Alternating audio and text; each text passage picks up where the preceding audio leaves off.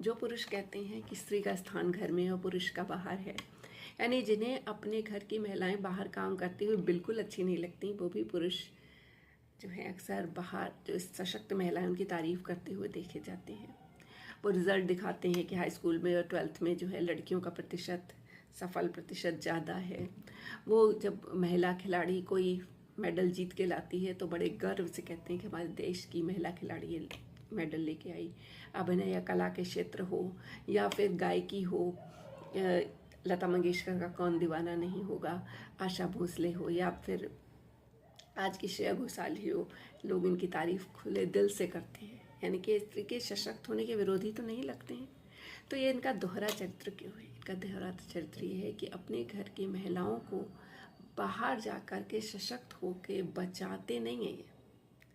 ये अपने अहंकार को बचाना चाहते हैं ताकि इनके घर की महिलाएं इनसे कमतर रहें, समानता की बात सोचे भी नहीं और उनको वो मीठी पट्टी भी पढ़ा सकें कि मैं बाहर जाता हूँ, 4 गाली सुनता हूँ, मैं नहीं चाहता कि तुम भी वो गाली सुनो।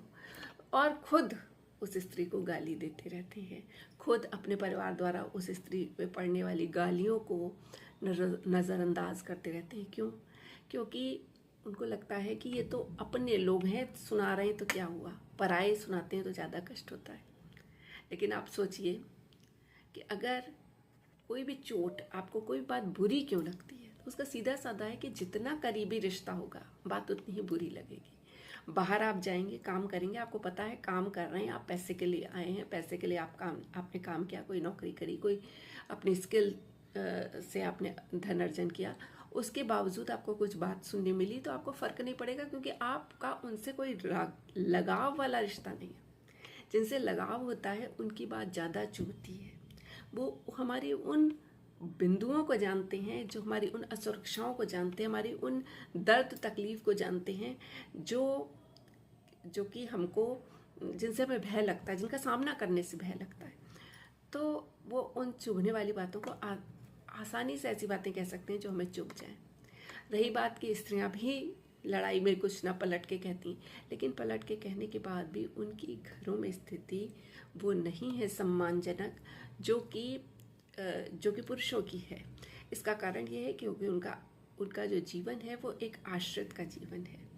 आश्रित के जीवन को आश्रित का जीवन ही माना जाना चाहिए।